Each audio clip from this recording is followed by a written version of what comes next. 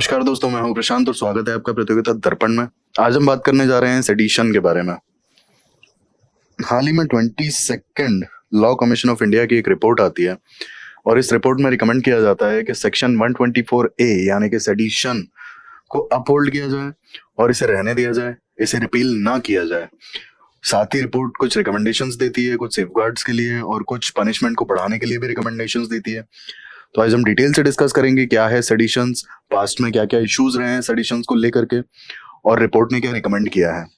इससे पहले एक न्यूज आई थी कुछ टाइम पहले कि सुप्रीम कोर्ट ने सेडिशन को होल्ड पर डाल दिया है और जो भी प्रोसीडिंग्स हैं इसके अंदर, जो भी सेडिशन लॉ यानी कि 124A के अंडर में प्रोसीडिंग्स हैं, जो क्रिमिनल्स हैं, तो उन क्रिमिनल प्रोसीडिंग्स को अपहोल्ड कर दिया है, सस्पेंड कर दिया है हाल फिलहाल के लिए, जब तक सेंट्रल गवर्नमेंट कोई स्टेप नहीं लेती है सेडिशन को लेकर के। क्योंकि काफी टाइम से डिमांड उठ रही थी कि सेडिशन को रिपील कर दिया जाए। इसके बाद आपकी न्यूज आती है कि 22nd law commission of India ने इसको रिपील करने से रोक दिया है और ये रिकमेंड किया है कि इस लॉ को रहने देना चाहिए और कुछ सेफगार्ड्स एज वेल एज कुछ अमेंडमेंट्स रिकमेंड किए हैं। तो अब हम सबसे पहले बात कर लेते हैं कि सेडिशन है क्या। आईपीसी यानी कि इंडियन पीनल कोड का सेक्शन 124A डिफाइन करता है एक ऐसा ऑफेंस जो कोई कमिट करता है वर्ड्स और अदरवाइज जिसके वजह से इट ब्रिंग्स और attempts to bring into hatred और कंटेम्प्ट और एक्साइट्स और attempts to excite disaffection towards the government established by law in India by words either spoken or written, signs or visible representation or otherwise.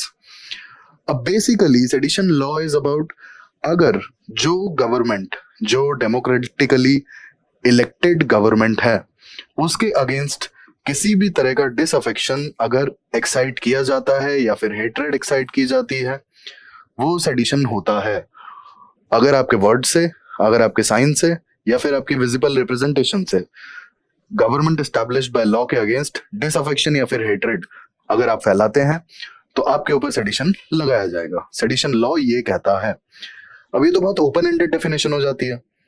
मतलब अगर आपने suppose एक hatred क्या होता है, हेट्रेड इज बेसिकली कि भाई सरकार, एग्जांपल के लिए कि भाई महंगाई बढ़ गई तो हम गवर्नमेंट को वोट नहीं करेंगे, तो ये भी तो हेट्रेड हो सकता है ना, ऑब्वियसली हो सकता है।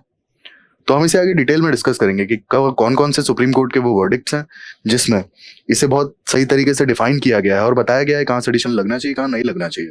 अब हम बैकग्राउंड की बात कर लेते हैं। सबसे पहले 1837 में 1837 में Thomas Macaulay, British historian politician, इन्होंने सेडिशन को ड्राफ्ट किया था।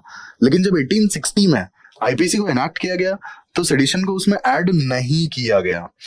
ये 1870 में सर जेम्स स्टीफन जब थे तब सेक्शन 124 को दोबारा से इंट्रोड्यूस किया गया आईपीसी में। ये चीज अब ध्यान देने वाली है कि 1837 में 1837 में जब थॉमस मैकॉले ने इसे ड्राफ्ट किया गया था तब ये ऐड नहीं किया गया था। 1860 में आईपीसी जब इनैक्ट हुआ था तब ये 1870 में ऐड हुआ है। और ये सुप्रीम कोर्ट ने जब इसे टेम्परेरीली सस्पेंड किया उसके पहले तक sedition is a crime under section 124A of IPC Indian penal code. अब हम लॉ के बारे में जान लेते हैं। यहाँ पे explanations are added to the provision specific that disaffection must include disloyalty and feeling of enmity। हालांकि यहाँ पे ये चीज बाद में स्पेसिफाई की गई। Comments without exciting or attempting to excite hatred, contempt or disaffection does not constitute sedition। अब यहाँ पे सीधी बात है कि अगर किसी तरह का हेट्रेड, कंटेम्प्ट या डिसअफेक्शन अगर आपके वर्ड्स नहीं एक्साइट करते हैं तो वो सेडिशन नहीं है। डिसअफेक्शन का मतलब यहाँ पे साफ बताया गया, वो है disloyalty as well as feeling of enmity, सरकार से दुश्मनी अपने मन में पाल लेना, वो चीज। अब सेडिशन जो है it is cognizable, non bailable, non compoundable offence under this law. अब यहाँ पे होता क्या है कि अगर किसी बंदे को, किसी भी इंसान को सेडिशन के अंडर चार्ज किया जाता है तो इन्हें गवर्नमेंट जॉब नहीं मिलती, इन्हें पासपोर्ट नहीं दिया जाता। 2018 में लॉ कमीशन ऑफ इंडिया ने एक रिपोर्ट, एक कंसल्टेशन पेपर पब्लिश किया था जिसमें ये कहा था कि सेक्शन 124A यानी कि सेडिशन के ऊपर रीथिंक करने का टाइम आ गया है। अब यहाँ पे हम सिग्निफिकेंस की बात कर लेते हैं। सिग्निफिकेंस क्यों जरूरी है, सेडिशन लॉ की नीड क्या है। अब जिस समय पर सेडिशन लॉ इंडिया ने, गवर्नमेंट ऑफ इंडिया ने इंडिया की आजादी के बाद रखा था, तो जरूरत क्या थी? इंडिया, जैसा कि आप लोग जानते हैं, कितनी सारी रियासतें थी। सरदार वल्लभ भाई पटेल ने मिल करके इंडिया को बनाया। अदरवाइज इंडिया 500 से भी ज्यादा किंगडम्स में बटा होता, आज पूरा एक कंट्री नहीं होता। तो आप समझ सकते हैं कि उस समय कितनी ज्यादा सक्सेशनिस्ट पर्सनालिटीज रही होंगी जो तोड़ना चाहती होंगी इंडिया को। तो इंडिया की unity as well as integrity को मेंटेन करने के लिए और जो anti national as well as secessionist thoughts वाले जो लोग थे उन्हें कर्ब करने के लिए सेडिशन की जरूरत थी, और आज भी होती है। आप नॉर्थ ईस्टर्न इंसर्जेंसी देख लीजिए, बहुत सारे लोग तो चाहते ही हैं कि जो नॉर्थ ईस्ट के कुछ कुछ स्टेट्स हैं, या फिर होता है कि बंगाल साइड में आपका गोरखालैंड वाला जो एरिया है, या फिर होता है कि साउथ में भी मतलब एक अलग स्टेट बन जाए, एक अलग नेशन बन जाए। तो सक्सेशन चाहते हैं, अलग होना चाहते हैं, तो ये यूनिटी और इंटीग्रिटी पे सवाल खड़े करता है। दूसरी बात, स्टेबल पॉलिटी को इंश्योर करने के लिए भी इस लॉ की जरूरत है। अब जो government established by law which is democratically elected, अगर इसे सम एंटी नेशनल एलिमेंट्स अगर वायलेंस या फिर फोर्स के जरिए इस गवर्नमेंट को ओवरथ्रो करने की कोशिश करेंगे, तो क्या होगा? वहां पर सेडिशन का रूल आएगा। ऐसे लोगों को सीधा सेडिशन के अंडर चार्ज किया जाएगा और जेल में डाल दिया जाएगा।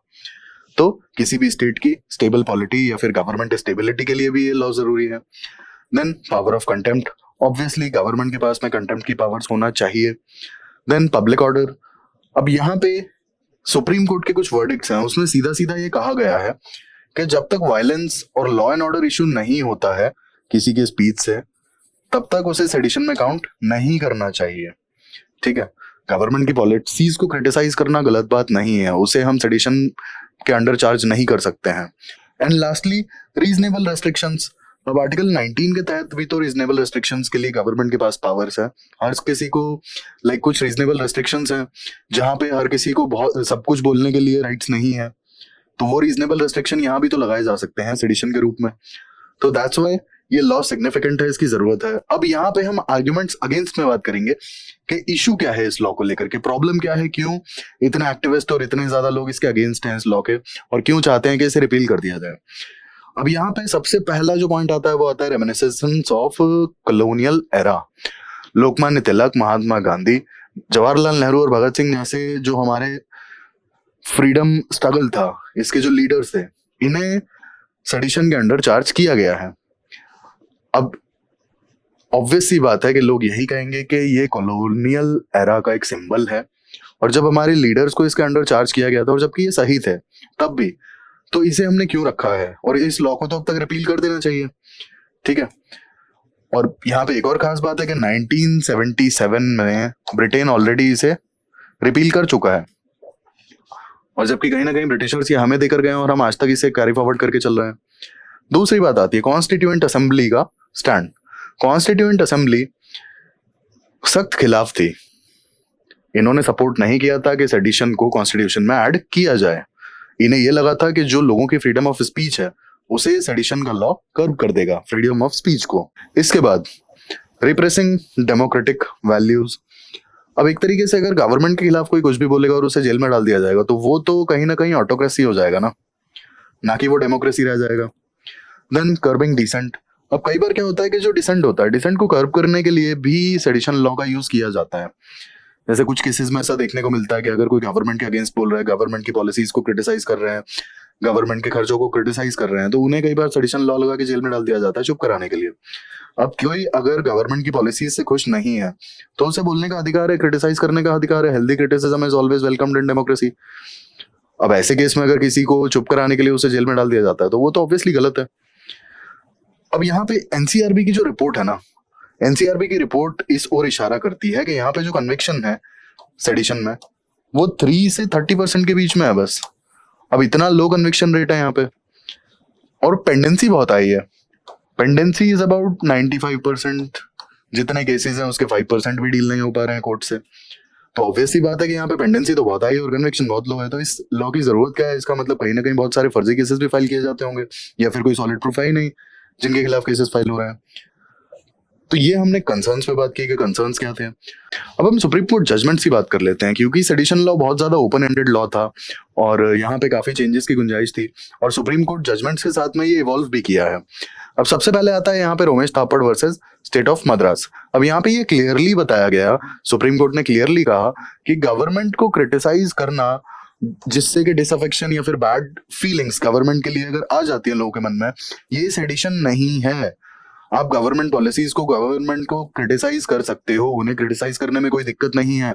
यू कैन क्रिटिसाइज, क्रिटिसिज्म आपका अधिकार है।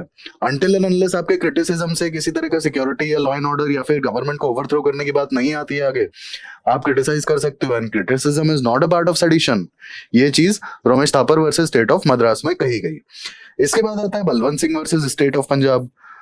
बलवंत सिंह चंडीगढ़ में जिस दिन former prime minister Indira Gandhi का असैसिनेशन होता है, उस दिन बलवंत सिंह प्रो खालिस्तानी स्लोगन्स लगाते हैं, चिल्लाते हैं और इनके ऊपर इस बात के लिए सेडिशन लगा दिया जाता है। तो इस वर्डिक्ट में सुप्रीम कोर्ट ने यह कहा कि सिर्फ स्लोगनियरिंग से, अगर सिर्फ स्लोगनियरिंग कोई कर रहा है तो इससे आप सेडिशन नहीं लगा सकते, इस बंदे को सेडिशन के अंडर आप चार्ज नहीं कर सकते अनटिल एंड अनलेस कोई लॉ एंड ऑर्डर और सिक्योरिटी का इशू नहीं आता है। You can not charge a person under sedition just for mere sloganeering. तीसरा आता है Kedarnath Singh versus state of Bihar. ये सबसे इंपॉर्टेंट केस है सेडिशन के मामले में। यहाँ पे सुप्रीम कोर्ट ने सेडिशन की कॉन्स्टिट्यूशनल वैलिडिटी को सही ठहराया, उसे अपहेल्ड किया। हालांकि यहाँ पे कुछ रीजनेबल रेस्ट्रिक्शंस आते हैं। अब केदारनाथ सिंह जो केस है, इसमें जो रेस्ट्रिक्शंस हैं वो रेस्ट्रिक्शंस ऐसे आते हैं कि अगर कोई गवर्नमेंट को क्रिटिसाइज करता है तो वो सेडिशन के अंडर में नहीं आता है, पहली बात। दूसरी बात, अगर कोई लॉ एंड ऑर्डर और ये वाला इशू नहीं आता है तब तक आप किसी को सेडिशन के अंडर चार्ज नहीं कर सकते हो। जैसे कई बार होता है ना कि जो अकेडमिक्स से जुड़े जो लोग होते हैं या फिर जो बंदे एक्टिविस्ट होते हैं, तो इन लोगों को कई बार चार्ज कर दिया जाता है सेडिशन में। अब इन लोगों का काम है अवेयरनेस जनरेट करना कि कोई गवर्नमेंट की पॉलिसी है उस पर रिसर्च करना, ना कि लाइक नफरत फैलाना या फिर गवर्नमेंट को उखाड़ के फेंक देने की बात करना।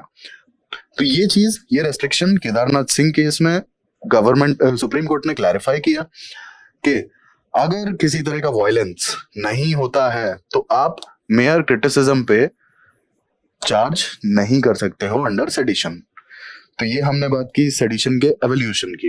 अब हम बात कर लेते हैं लॉ कमीशन ऑफ इंडिया 22 के रिकमेंडेशंस की। 22 लॉ कमीशन ऑफ इंडिया ने रिकमेंड किया कि सेक्शन 124 यानी कि सेडिशन को रिटेन किया जाए। अब इनके आर्ग्यूमेंट्स पे अगर हम बात करें तो सबसे पहला आर्ग्यूमेंट दिया कि हमारा जो इंडियन लॉज हैं एज वेल एज हमारा जो इंडियन जुडिशियल सिस्टम है, ये सब तो कॉलोनियल एरा का ही दिया हुआ है। तो अगर सेक्शन 124 कॉलोनियल एरा का एक लॉ है तो इससे प्रॉब्लम क्या है, first of all. Second thing is, इसे रिटेन करना बहुत जरूरी है। कंट्री की law and order as well as security के लिए इस तरीके के लॉज बहुत ज्यादा जरूरी हैं। इन्हें रिपील करने का कोई मतलब नहीं बनता। सेकेंडली, इन्होंने ये भी कहा कि अगर लॉज का मिसयूज होता है तो बहुत सारे लॉज का मिसयूज होता है, सिर्फ और सिर्फ सेडिशन का ही नहीं। ये इनका दूसरा आर्ग्यूमेंट था। इसके बाद इन्होंने कुछ अमेंडमेंट्स और सेफगार्ड्स की भी बात की। अब यहाँ पे जो amendments as well as safeguards की बात की वो ये कि अमेंडमेंट इन्होंने ये कहा कि सेक्शन 124 में स्पेसिफिकली अमेंडमेंट ये की जानी चाहिए कि अगर वायलेंस होता है तभी किसी को सेडिशन के अंडर चार्ज किया जाए, वायलेंस या फिर लॉ एंड ऑर्डर का इशू आता है तो। और सेफगार्ड्स की बात ये कही कि इंस्पेक्टर लेवल का बंदा, इंस्पेक्टर लेवल का ऑफिसर प्रिलिमिनरी इंक्वायरी करेगा, उसके बाद ही एफआईआर फाइल होगी after the permission of state और सेंट्रल गवर्नमेंट। तो ये हो गई सेफगार्ड्स पर बात। इनकी लास्ट रिकमेंडेशन है एनहांस्ड पनिशमेंट। हाल फिलहाल में जो पनिशमेंट 3 साल की है, इम्प्रिजनमेंट बेसिकली, इसे बढ़ा के 7 साल करने के लिए लॉ कमीशन ऑफ इंडिया ने रिकमेंड किया है। अब लास्टली हम लॉ कमीशन ऑफ इंडिया की जस्टिफिकेशंस को देख लेते हैं। रिपोर्ट ने यह कहा है कि मिसयूज का मतलब रिपील करना नहीं होता। अगर लॉज का मिसयूज होता है तो इससे ये जस्टिफाई नहीं किया जा सकता कि हम लॉज को रिपील कर दें। सेकेंडली, इन्होंने ये भी कहा कि बहुत सारे लॉज को पर्सनल ग्रजेस के लिए भी यूज किया गया है। इसका मतलब क्या उन्हें रिपील कर दिया गया? एंड लास्टली, अगर रिपील कर दिया जाता है तो बहुत बुरे, बहुत सीरियस कॉन्सिक्वेंसेस इंडिया की security as well as integrity को लेकर के खड़े हो जाएंगे। और ये जो प्रॉब्लम्स होंगे ये बहुत, शायद बहुत वर्स होंगे और ये हैंडल नहीं किए जा सकेंगे, क्योंकि ऐसे फोर्सेस, ऐसे लाइक माइंडसेट वाले लोग जो इंडिया को तोड़ना चाहते हैं, उन्हें कर्ब करने के लिए, उन्हें रोकने के लिए हमारे पास कोई लॉ नहीं होगा। और वो इस लॉ की एब्सेंस में जो ग्राउंड कंडीशन है उसे बहुत इजीली एक्सप्लॉइट कर जाएंगे देश को तोड़ने के लिए, यूनिटी को बर्बाद करने के लिए। तो ये हमने बात की डिटेल में सेडिशन लॉ के बारे में। क्या है sedition law, 22nd law commission of India की क्या रिकमेंडेशंस हैं इस पे, इश्यूज को लेकर के बात की, क्या इश्यूज हैं इसमें, सुप्रीम कोर्ट के वर्डिक्ट्स के साथ में किस तरीके से ये लॉ इवॉल्व हुआ, और 22nd law commission of India ने क्यों इसे रिटेन करने की बात कही। ऐसे ही इंफॉर्मेटिव वीडियोस के लिए हमारे साथ जुड़े रहिए। Thank you, thanks for watching.